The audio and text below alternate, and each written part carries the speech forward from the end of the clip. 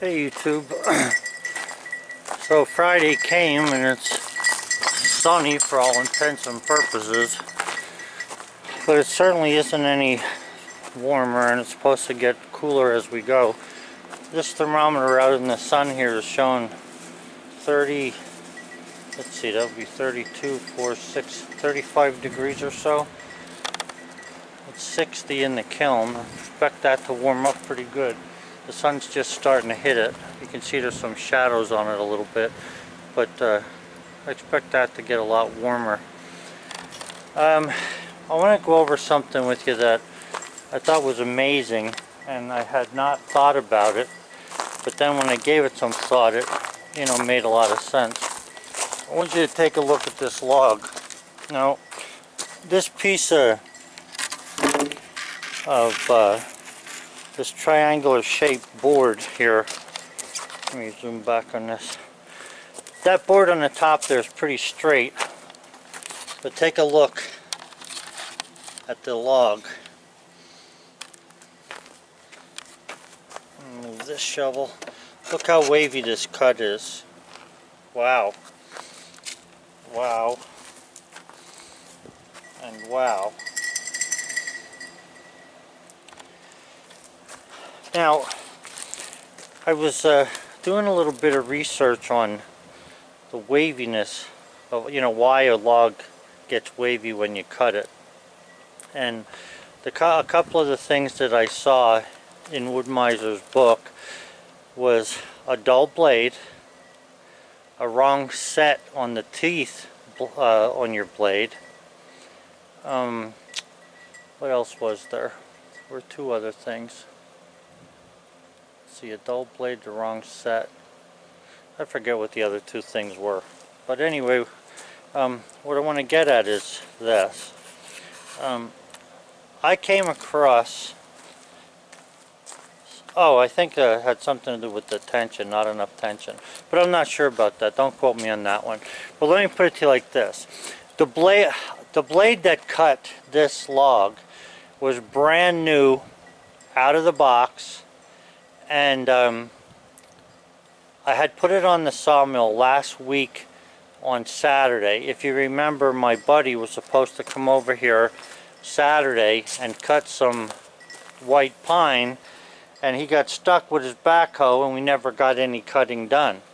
So I didn't do any cutting except for this tree I put on yesterday, and I went to cut it. And when I went to quarter it, and you can't really see it as it's cutting because the width of the tree changes, and it looks like the blade's going up and down, and a lot of times you end up with a fairly straight cut.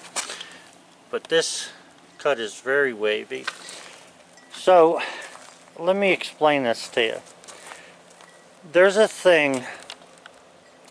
study, and that study is called the Modulus of Elasticity.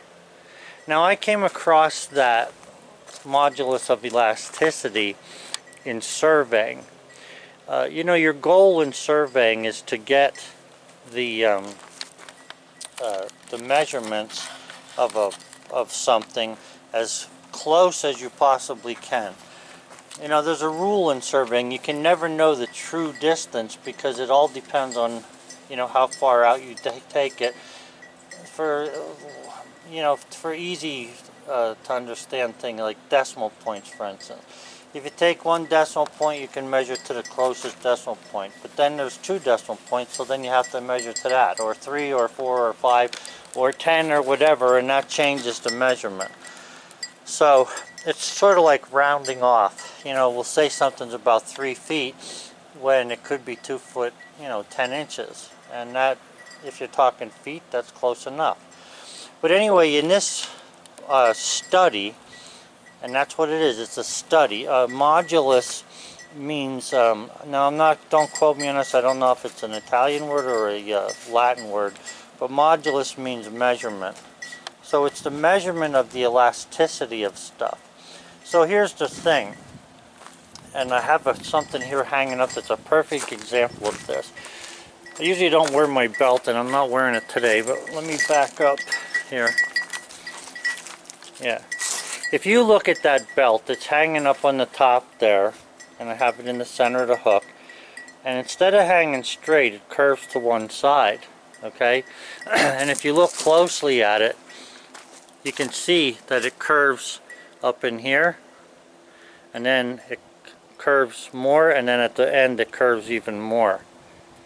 Now here's the thing. You could study the modulus of elasticity of leather. That's a leather belt I got at Tractor Supply.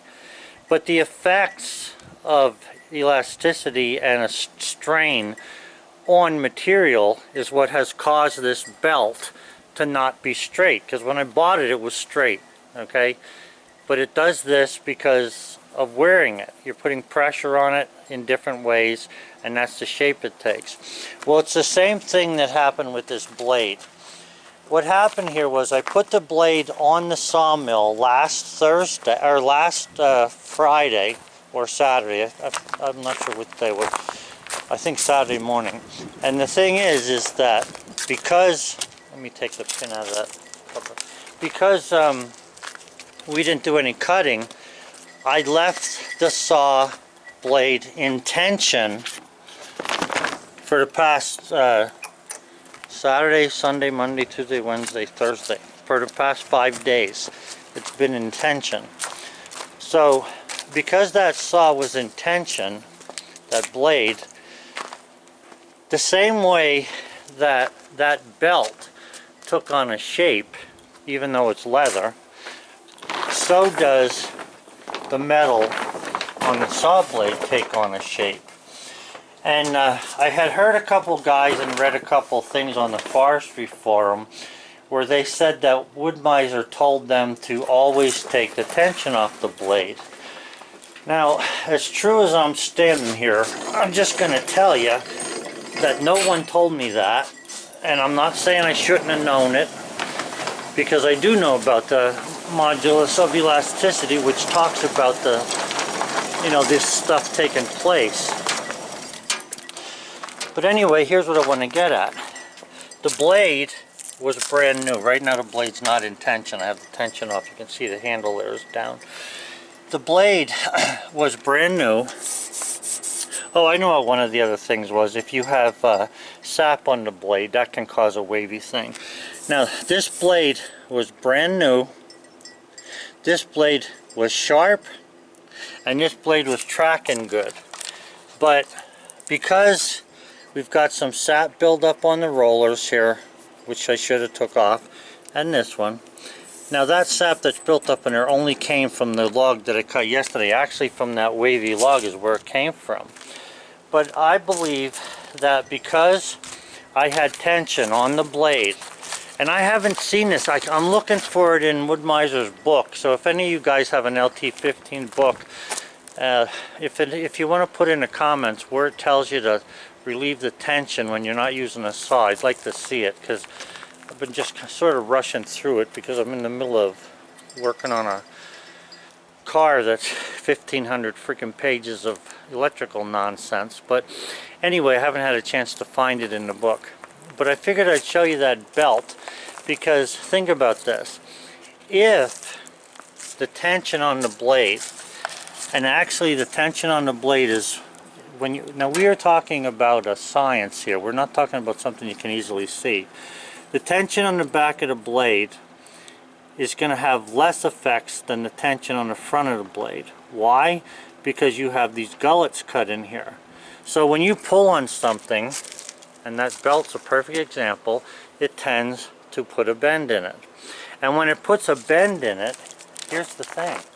Not only does it put a bend in it that way, but it also puts a bend in it this way. You see that belt?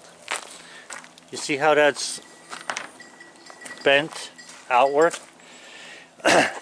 If the same thing happens to a piece of steel, and it can, because like I said, we used to use the modulus of elasticity to calculate when you're measuring with a tape measure over a great distance, you need to use that as something to help you get a proper measurement. It allows for that variation in temperature and stuff. That's why surveyors in the morning are supposed to set temperature and then midday set temperature on a total station and then set it again towards evening if they want to actually be accurate, especially if you're measuring for a good distance, like, you know, maybe 1,000 yards or whatever. So anyway, my point here is that this blade can twist and carry on depending upon how the tension is on it.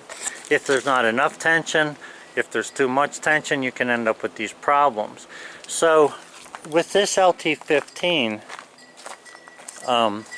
you can see there, you pull this thing up here, this ball, you pull it up, and there's a cam right here that adjusts the tightness of that. And then inside here,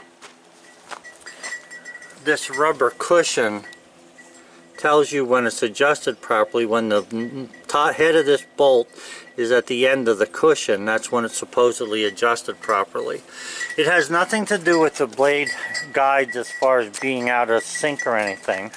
The blade guides have been held true, and they're still true. And why can I say that? Because when I put another blade on yesterday, after I put this new blade on, I put another blade on, I ended up getting nice smooth cuts. I mean, here's a this 2x6 or 2x8 that I showed you yesterday. You can see that it's a nice flat cut, okay? But the piece that, and you can see how screwy that is, that's the piece that was the first cut off of. What happened was I cut with a blade that had been in tension for 5 days, and this is what I ended up with.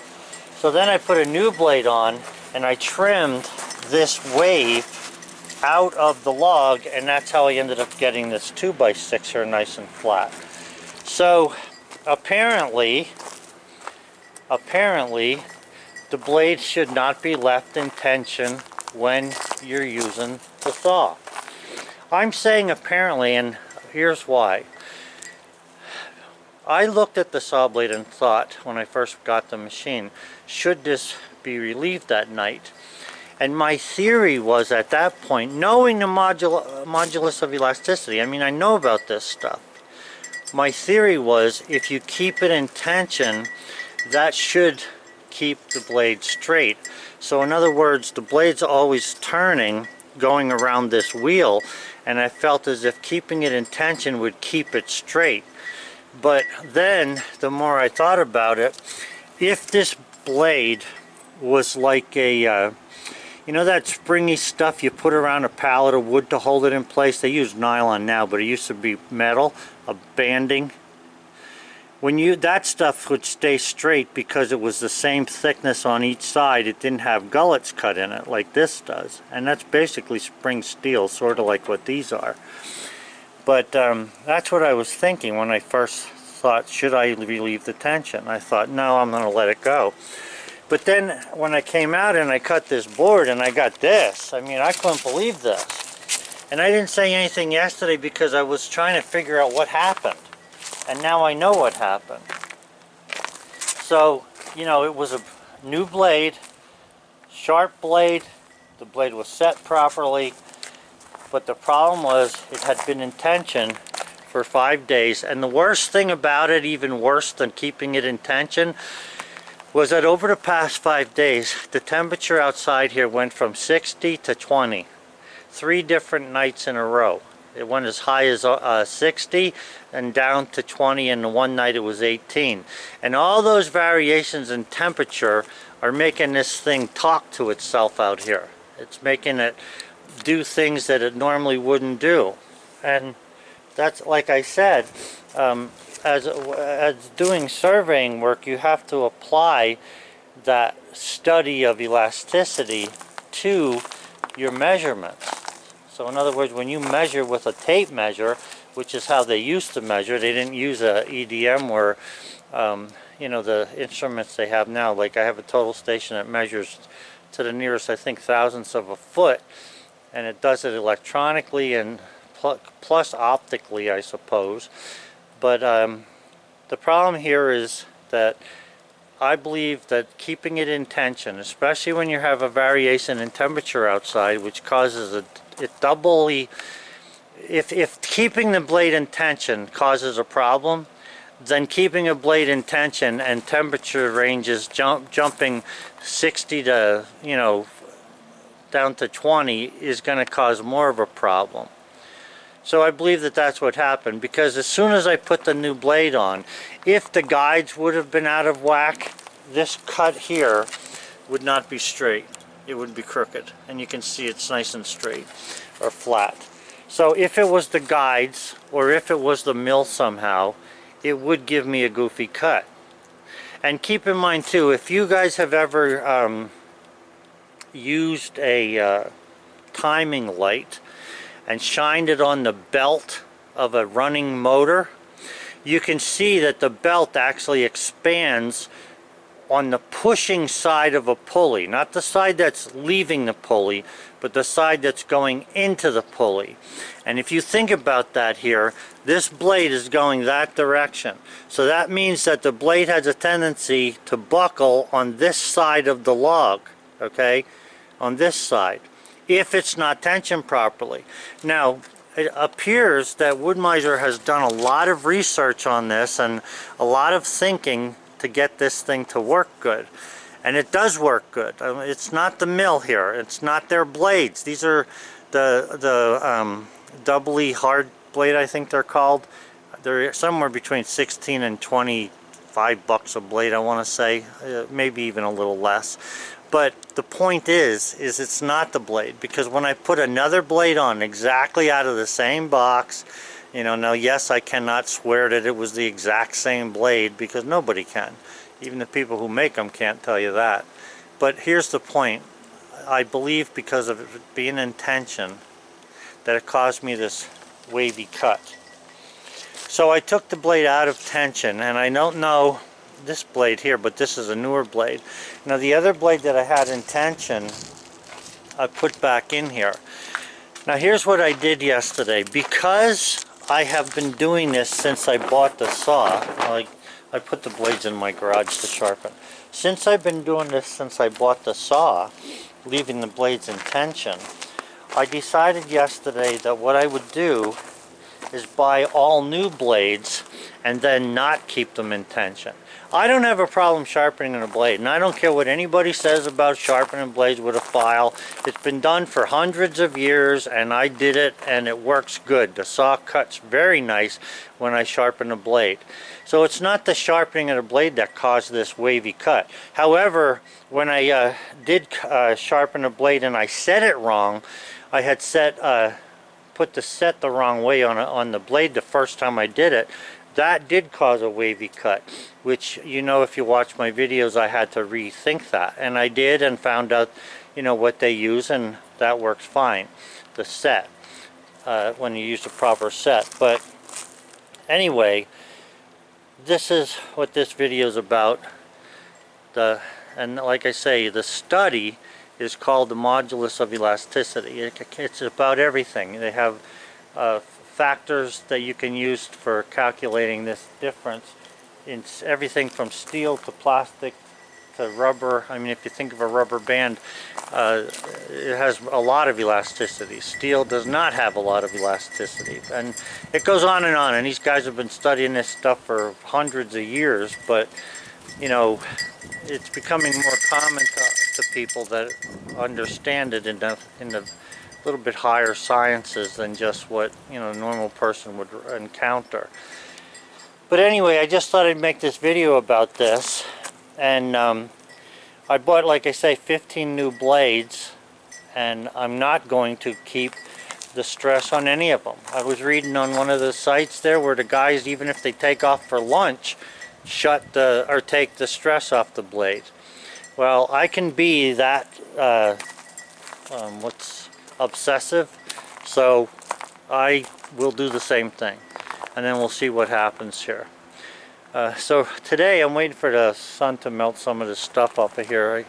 It's like I say, it's almost 40, so it's not going to take too much for it. It's supposed to be a nice sunny day, and then I'm going to start to do some cutting. I just got done walking my dog, and him and I are going to go get a coffee. I'll get coffee, he'll get something else. So, alright guys, well I hope you found this one interesting. And I did bring my belt out for visual effects. Have a good one. Bye.